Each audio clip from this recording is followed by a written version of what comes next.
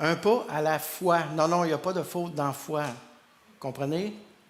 Un pas par la foi. Un pas à la fois.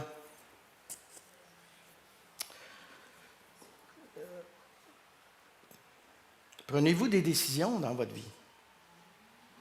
On en prend tous. Et des fois, c'est dans des contextes difficiles, on ne sait pas trop quoi faire, comment réagir.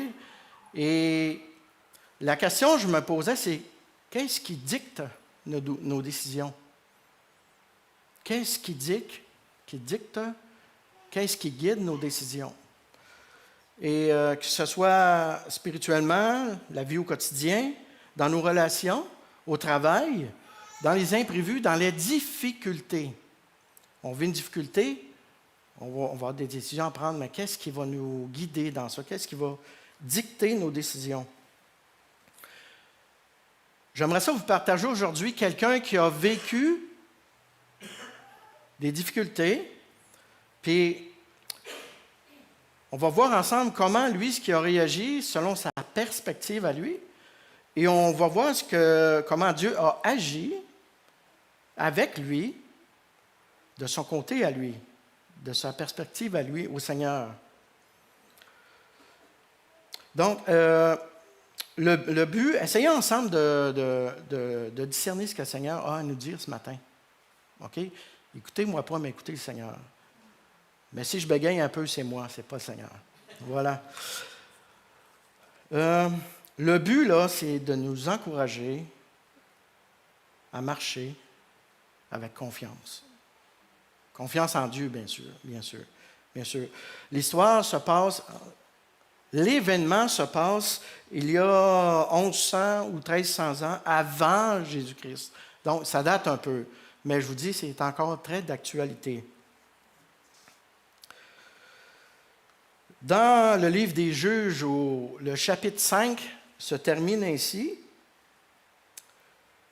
Israël est en repos pendant 40 ans, à la fin du chapitre 5. Ça fait 40 ans que le peuple d'Israël est en repos. Dieu a fait le ménage des idoles à travers la prophétesse et la juge Déborah et par Barak, qui a vaincu les ennemis. Et Israël fut en repos pendant 40 ans. Au chapitre 6, là, non, pas tout à fait encore. Au chapitre 6, le chapitre 6 commence ainsi. Les enfants d'Israël firent ce qui déplaît à l'Éternel. Firent ce qui déplaît à l'Éternel. À ce moment-là, Israël va passer par un moment extrêmement difficile, pénible. Ils sont misérables à cause de leur péché d'idolâtrie. Ils retombent dans l'idolâtrie, à adorer des faux dieux. Et on va lire ensemble, je vais lire les versets 1 à 10, puis je vais les commenter ensuite. Les enfants d'Israël firent ce qui déplaît à l'Éternel, et l'Éternel les livra entre les mains de Madian pendant 7 ans. La main de Madian fut puissante contre Israël. Pour échapper à Madian, les enfants d'Israël se retiraient dans les ravins des montagnes, dans les cavernes et sur les rochers fortifiés. Est-ce qu'on voit bien? Oui. Quand Israël avait semé, Madian montait avec Amalek et les fils de l'Orient, et ils marchaient contre lui. Ils campaient en face de lui, détruisaient les productions du pays jusqu'à vers Gaza, et ne laissaient en Israël ni vivre, ni brebis, ni bœuf, ni âne, car ils montaient avec leurs troupeaux et leurs tentes. Ils arrivaient comme une multitude de sauterelles, ils étaient innombrables, eux et leurs chameaux, et ils venaient dans le pays pour le ravager. Israël fut très malheureux à cause de Madian, et les enfants d'Israël crièrent à l'Éternel. Lorsque les enfants d'Israël crièrent à l'Éternel au sujet de Madian, l'Éternel envoya un prophète aux enfants d'Israël et leur dit: « Ainsi parle l'Éternel, le Dieu d'Israël. Je vous ai fait monter d'Égypte et je vous ai fait sortir de la maison de servitude. Je vous ai délivrés de la main des Égyptiens et de la main de tous ceux qui vous opprimaient. Je les ai chassés devant vous et je vous ai donné leur pays. Je vous ai dit, je suis l'Éternel votre Dieu. Vous ne craindrez point les dieux des Amoréens dans le pays desquels vous habitez, mais vous n'avez point écouté ma voix. Mais vous n'avez point écouté ma voix.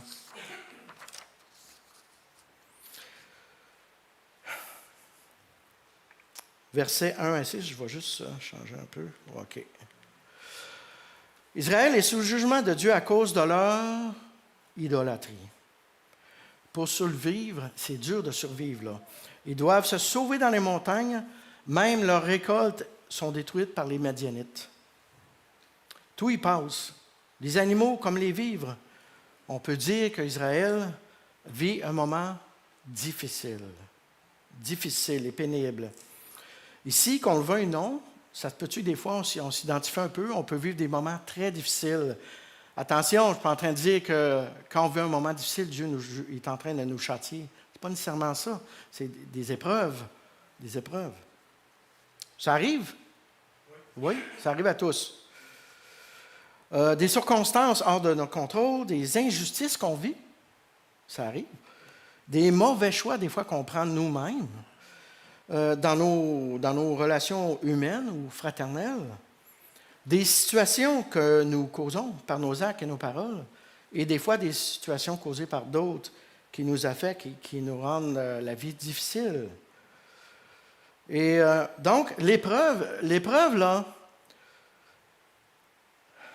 ce que je veux dire, c'est que ça va susciter une crainte. Ça vous arrive-tu? Oui, ça nous arrive. Ça nous arrive. Parce que quand on est dans l'épreuve, des fois, il n'y a pas de solution. De notre part, on ne va pas. Et on a peur de l'inconnu, de l'incertitude, puis là, on n'a pas le contrôle. Et c'est là que la crainte jaillit, nous envahit. Et ça fait peur, ça nous paralyse. Ça nous bloque. Et à un moment donné, j'ai réalisé que c'est la crainte qui va guider nos choix, nos décisions. Je ne sais pas si vous avez déjà réalisé ça. Ça vous arrive des fois? À cause qu'on a peur, ça va influencer nos décisions. Parce que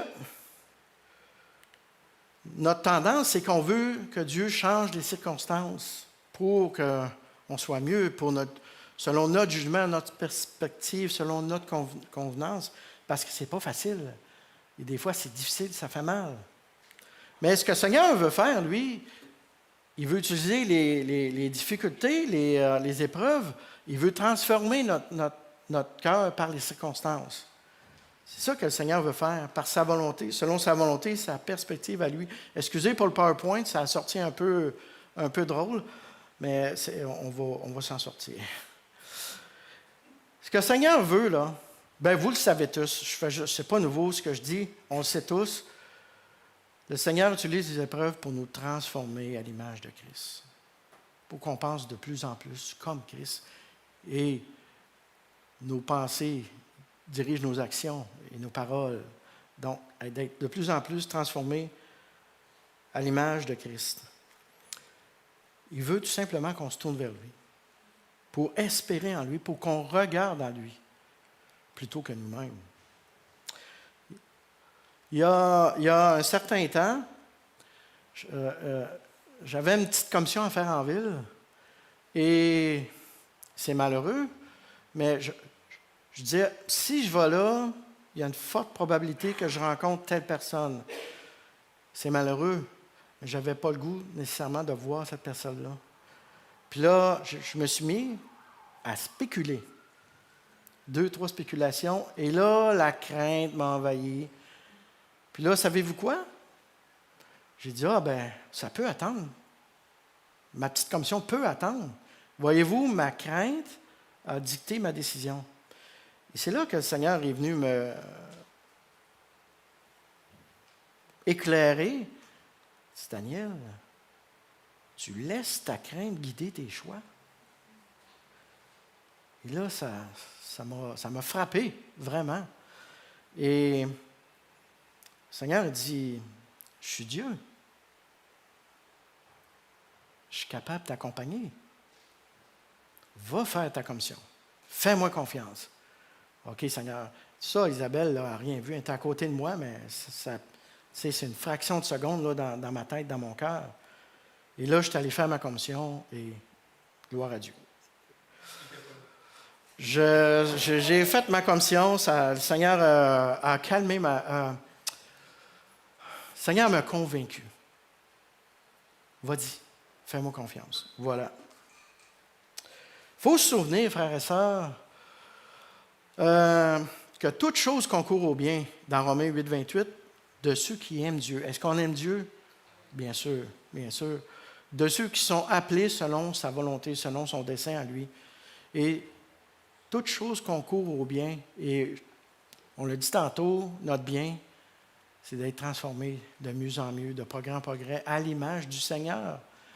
Parce que le Seigneur veut refléter sa personne à travers nous, son évangile, là où on est. Même chose avec Jacques. L'épreuve, regardez comme un sujet de joie, c'est facile à dire, hein?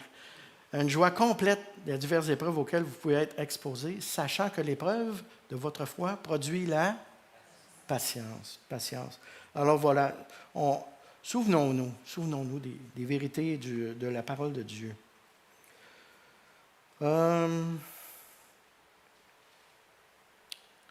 Est-ce qu'on a lu versets 7 à 10?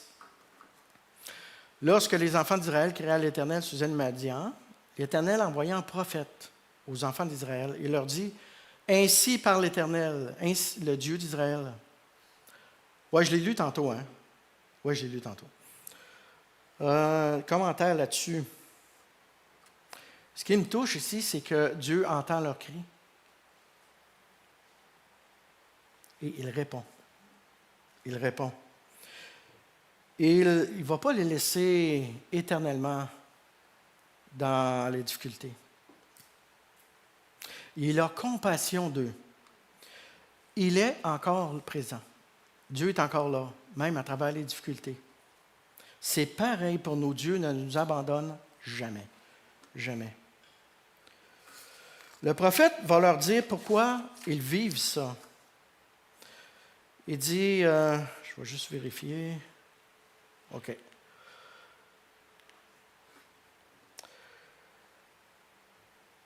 Dieu, par le prophète, va leur dire, regarde, je vous ai sorti du pays d'Égypte, j'ai même délivré des oppresseurs qui vous opprimaient, puis je vous ai même donné leur pays. Mais je vous ai dit de ne pas servir, de ne pas craindre les dieux des Amoréens, mais il dit, vous n'avez pas écouté ma voix. Vous n'avez pas écouté ma voix. Ta chair a été attirée par ce qu'elle voyait et ta convoitise l'a emporté. Tu t'es pas confié en moi pour que je t'aide à résister. Tu es devenu maintenant, tu en es esclave et tu souffres terriblement, tu souffres énormément. Il dit, c'est pour ça que tu es dans le trouble. Maintenant, Israël, tu m'as abandonné. Tu m'as abandonné. Mais heureusement, Dieu, dans sa grande miséricorde, n'a pas dit son dernier mot. Il n'a pas abandonné son peuple. Et c'est pour ça qu'il leur envoie un prophète. Il répond à leurs cris. Puis là, au verset 11 à 16 qu'on va lire, excusez. Voilà. Puis vint l'ange de l'Éternel, et il s'assit sur le térébinthe d'Ophra, qui appartenait à Joas, de la famille d'Abiézer. Gédéon, son fils, battait du froment au pressoir pour le mettre à l'abri de Madian. L'ange de l'Éternel lui apparut, lui dit, « L'Éternel est avec toi, vaillant héros, vaillant héros. »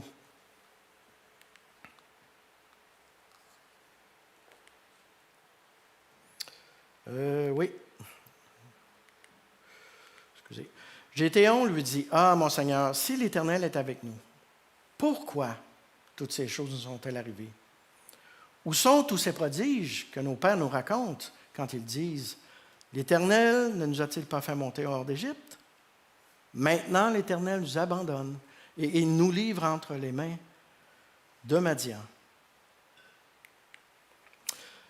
L'Éternel se tourna vers lui et dit, « Va avec cette force que tu as et délivre Israël de la main de Madian. N'est-ce pas moi qui t'envoie? » Gédéon lui dit, « Ah, mon Seigneur, avec quoi délivrerai-je Israël?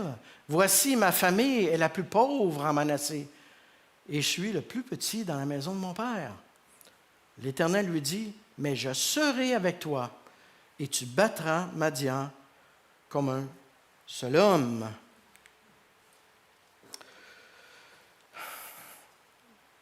Dieu envoie un prophète. Ensuite, Dieu envoie l'ange de l'Éternel auprès de Gédéon. Et c'est intéressant, il prend la peine, l'ange, il s'assoit au pied d'un chêne. Ça, c'est comme, hey, il n'est pas stressé. Il n'est pas stressé, il s'assoit au pied d'un chêne. Il sait exactement ce qu'il va faire, ce qu'il va dire à Gédéon, puis il est au contrôle de la situation. Pendant ce temps, Gédéon travaille fort. Il est en train de battre du froment pressoir pour le mettre à l'abri de Madian, et ça nous donne une impression de crainte, de stress, et ça ne va pas bien.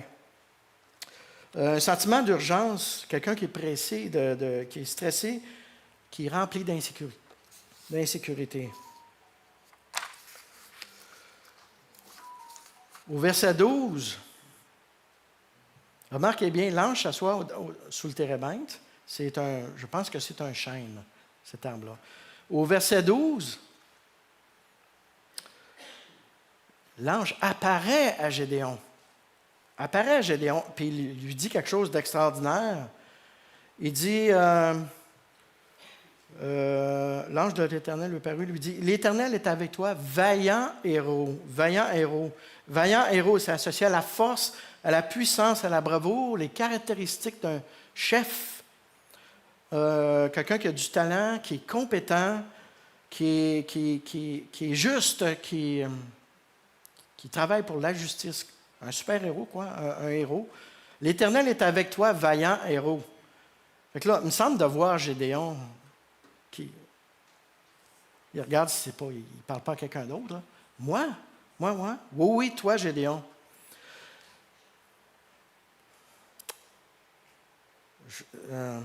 Dieu va utiliser Gédéon pour une œuvre spéciale. Il va l'utiliser et il va lui faire porter du fruit pour la gloire de Dieu, tout comme nous. Tout comme nous. Le Seigneur veut porter du fruit à travers nous.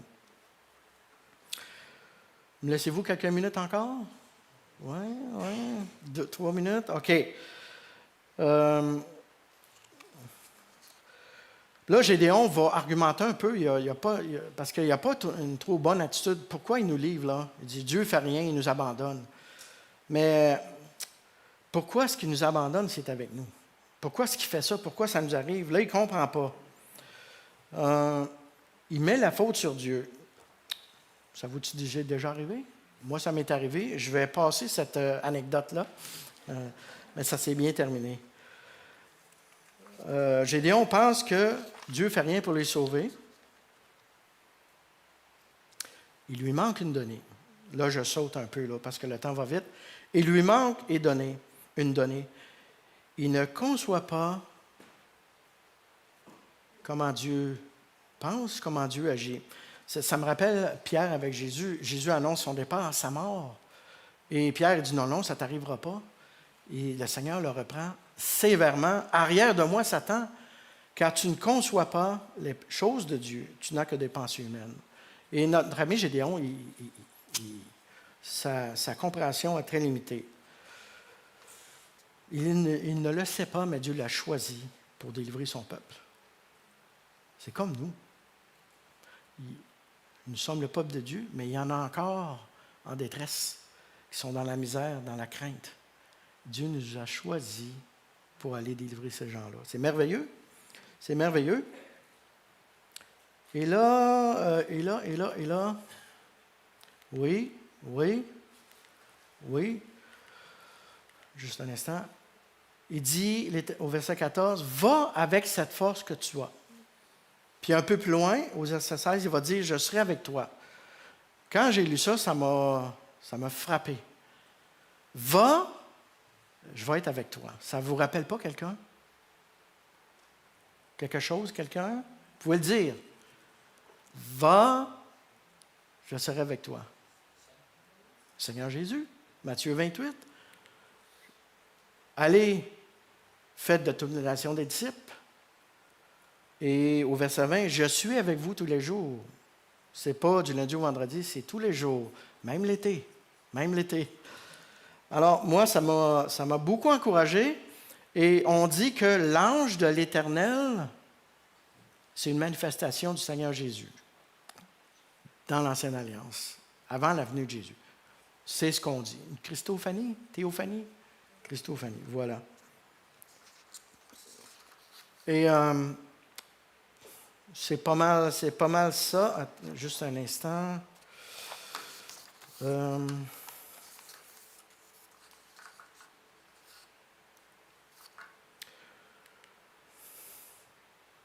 Là, Gédéon demande un signe. Le Seigneur est patient. Il dit, oui, vas-y. Il dépose l'offrande avec le jus, la viande, et il touche avec le bâton. Tout brûle.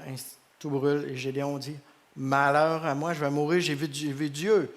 Puis Dieu lui dit, non, non, tu ne mourras pas. Et on connaît la suite. Gédéon, rempli de la puissance de Dieu, va délivrer le peuple. Et sois en paix, ne crains point, voilà. Gédéon demande un signe à l'ange de l'Éternel pour confirmer la grâce de Dieu. Et nous avons Jésus-Christ qui confirme la grâce de Dieu à notre égard. C'est lui, il est le sacrifice consumé par Dieu. Il est le sacrifice accepté de Dieu par sa résurrection. Amen. Amen. Puis on a trouvé grâce auprès de Dieu. Ça se passe entre Dieu et nous. Entre nous et le Seigneur. La crainte, puis des fois, ça peut nous bloquer dans l'œuvre. Ça se peut-tu? Oui, ça peut nous bloquer. Parce qu'on fait des faux raisonnements, des spéculations. Et ça nous induit en erreur. Là, je suis directement sur le PowerPoint. Ça nous détourne de la mission. Fait que, donnons-lui nos craintes, nos peurs, nos fardeaux. Il va les prendre et il va faire de grandes choses avec nous, en nous, à travers nous. Faisons-lui confiance, faisons des petits pas de foi, un pas à la fois. Vous avez une crainte? Faites juste un tout petit pas dans cette crainte-là. Tout petit pas de foi. Mais c'est risqué. Je pense que je l'avais déjà dit. Hein? Il y a un risque à faire un petit pas de foi. Le risque qu'il y a, c'est que vous risquez d'être émerveillé. Et Isabelle et moi, on le vit depuis plusieurs années. Je vais juste terminer avec... Oui, en tout cas. C'est là, plusieurs années, ça a commencé avec Noël Morissette et Michel nous avait spoté les deux. Et quand il nous a approchés pour rencontrer l'association, et là, j'en ai fait des spéculations. Et là, la crainte m'a envahi. J'ai failli refuser, Michel. J'ai failli refuser. Et là, c'est comme si le Seigneur me chuchotait. Fais-moi confiance. Vas-y. Je sais que tu as peur, mais vas-y, fais un petit pas. Fais-moi confiance. Fais-moi confiance. Et on est émerveillé. Et va avec cette force que tu as, mon frère, ma soeur. Fais-le le petit pas de foi, puis tu vas voir ce que le Seigneur va faire. Parce que souvent, on se pense, je ne suis pas capable. J'ai peur. Je n'ai pas de force. Quand je suis faible, c'est là que je suis fort. C'est Paul qui a dit ça. Hein? Paul, va avec cette force que tu as, je suis avec toi.